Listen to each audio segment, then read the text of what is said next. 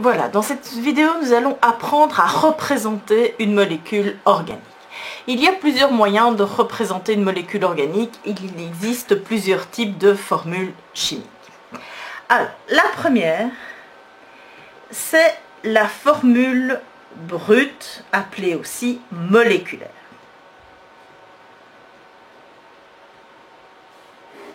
C'est par exemple C5H12. Lorsqu'on vous donne la formule brute C5H12, les seules informations que vous avez, c'est le nombre et le type d'atome. Vous savez, nombre et type d'atome, vous savez que dans cette molécule, il y a 5 carbones, 12 hydrogènes, et puis c'est tout. C'est le seul renseignement que vous donne une formule brute, appelée aussi moléculaire. Donc les chimistes ont fait appel à d'autres types de formules, et l'autre type, ce sont les formules de structure.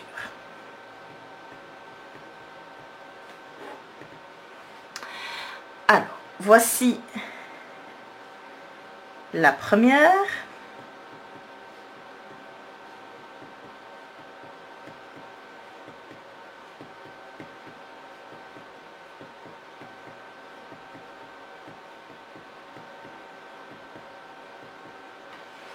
Alors, dans cette formule, vous voyez aussi que nous avons 5 carbones, 12 hydrogènes. Mais nous avons une information supplémentaire.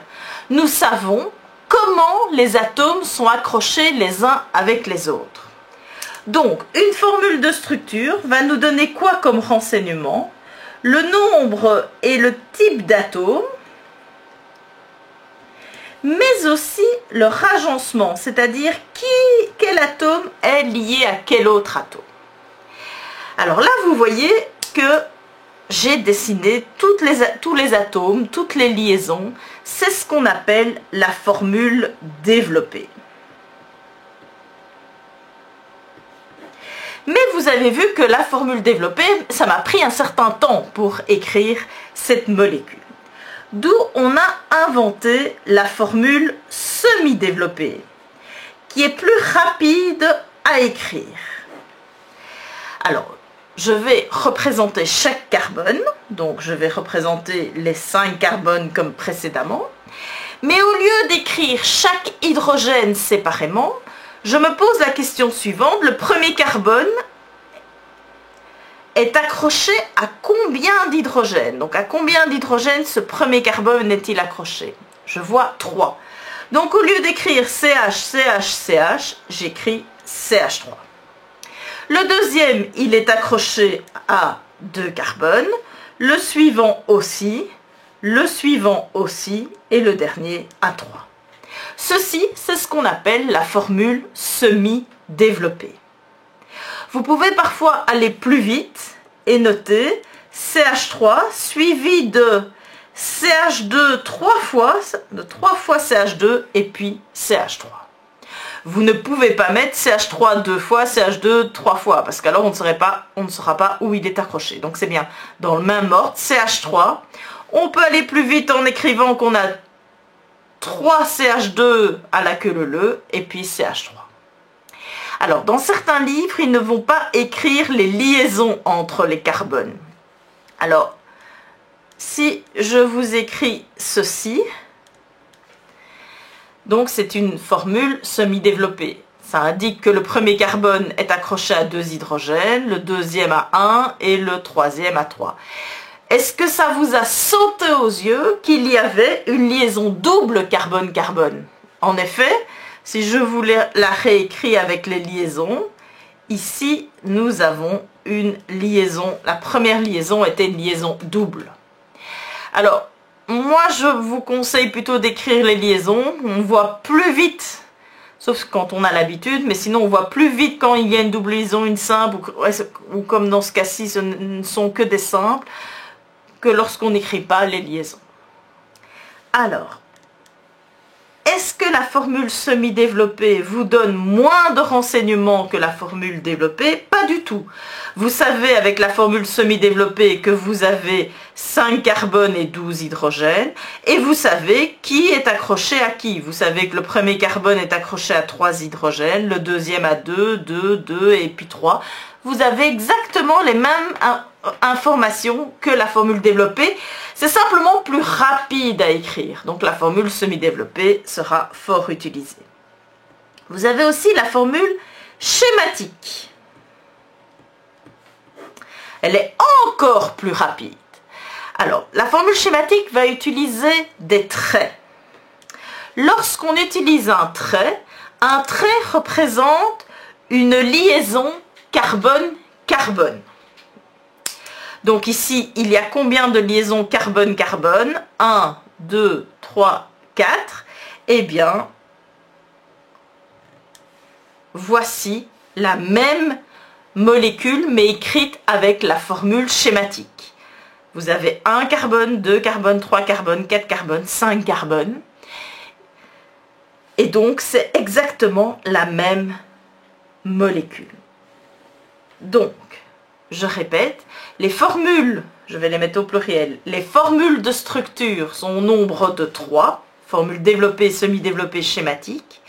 Ces 3 formules indiquent toutes le nombre et le type d'atomes et comment ils sont accrochés les uns aux autres. Alors, je reviens à ma formule schématique puisqu'elle demande un peu d'habitude.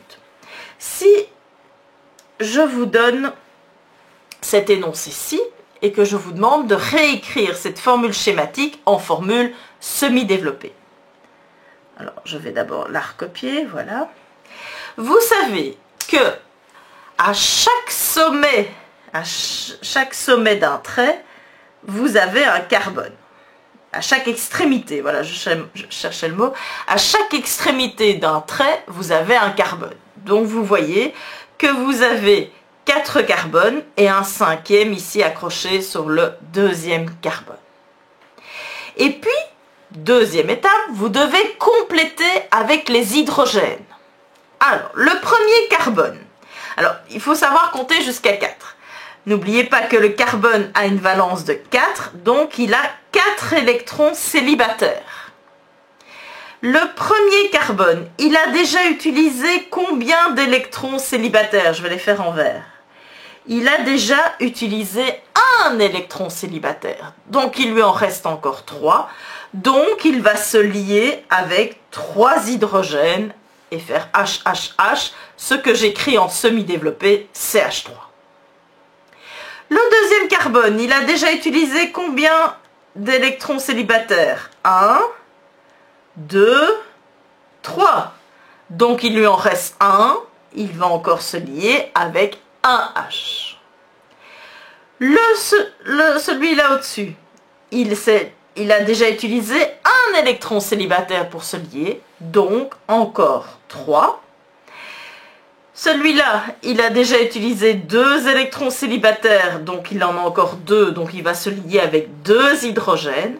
Et le dernier, il a déjà utilisé 1 électron célibataire, il va donc se lier encore avec 3 H. Voilà, j'ai transformé la formule schématique en formule, la formule schématique en formule semi-développée. Alors, s'il y a un hétéroatome dans la molécule, rappelez-vous, un hétéroatome, c'est un atome différent du carbone et de l'hydrogène, eh bien, simplement, je vais le noter. Donc, cette molécule-ci, je vais vous la recopier, voilà. Je rajoute les carbones à chaque extrémité.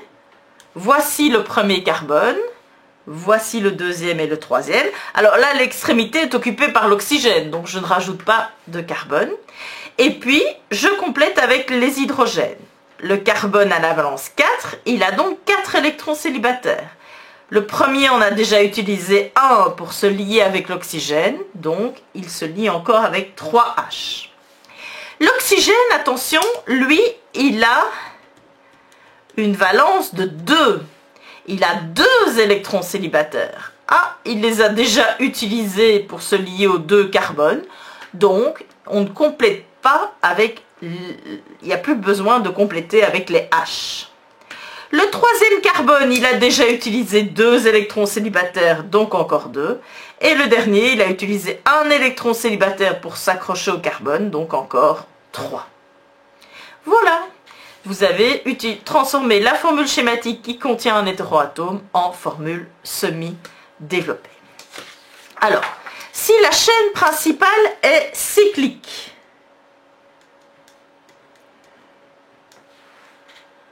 eh bien, pas de problème. Là, vous voyez aussi, ceci, c'est votre formule schématique.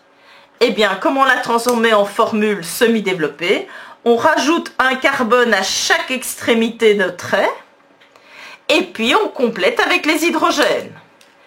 Le carbone ici, il est accroché à 2 O, donc il a déjà utilisé 2 électrons célibataires. Donc, il va encore se lier à 2 hydrogènes. Pareil pour celui-ci, pareil pour celui-ci, celui-ci, celui-ci et celui-ci. Alors, encore un exemple. Voici. Vous voyez que là, j'ai fait un double trait. À votre avis, à quoi? Qu'est-ce que ça signifie un double trait? Ben, simplement que vous avez une liaison double. Donc, j'ai placé les carbones à chaque extrémité d'un trait. Ce carbone-ci a déjà utilisé 1 électron célibataire, donc encore 3. Le deuxième carbone, attention, il a déjà utilisé 1, 2, 3 électrons célibataires, puisqu'il y a une double, donc encore 1. Pareil pour celui-ci et celui-ci, 3.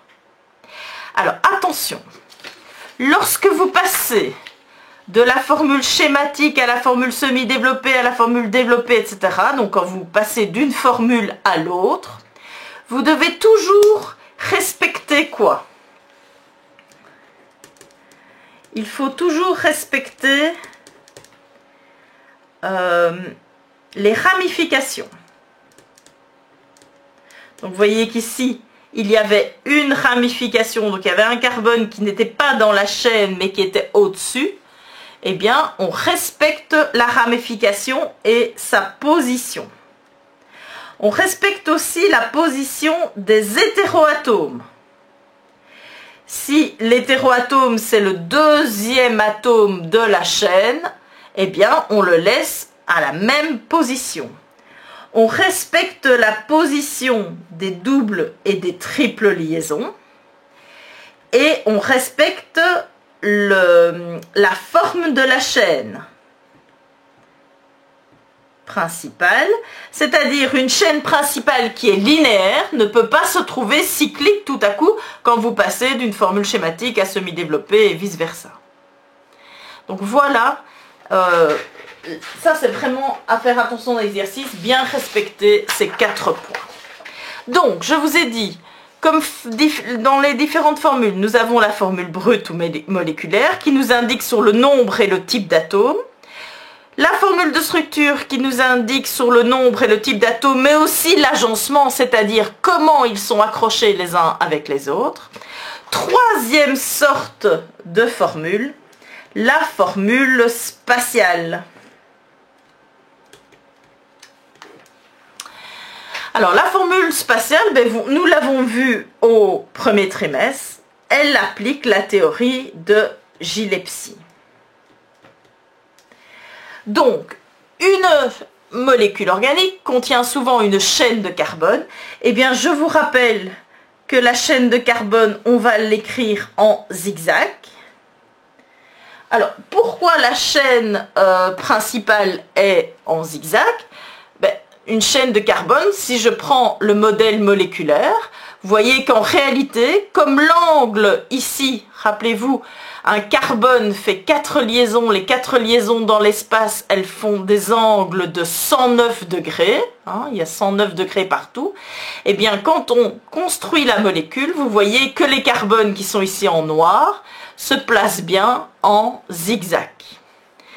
Donc, on place les carbones en zigzag, et puis rappelez-vous, le carbone, quand il fait 4 liaisons, il forme un tétraèdre, avec un angle de 109 degrés. Rappelez-vous comment on dessine un tétraèdre, c'est une liaison vers le haut, une liaison vers le bas, et puis 2 en oblique.